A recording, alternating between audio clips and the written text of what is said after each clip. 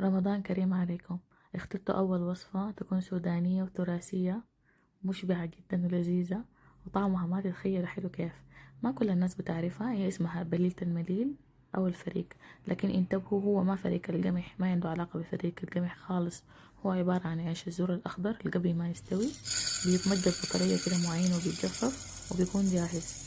نظافته شوية صعبة، لكن بعد ما يتنضف كده بيتعمل بيه أحلى بليلة ممكن تاكلوها في حياتكم، ومغذية جدا ومفيدة.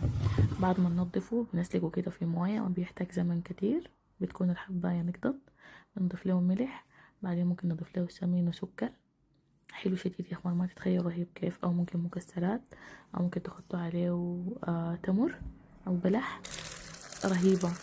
واهم حاجة انها مفيدة جدا، وممكن تحلوا بها الصيام يعني من غير ما تضيفوا طبعا سكر وسمن. ما بترفع سكر الدم خالص، ممتازة جدا ومغذية مفيدة. وروني لو بتعرفوا المليل وجربتوه قبل كده، لو ما جربتوه لازم تجربوه. رمضان كريم عليكم.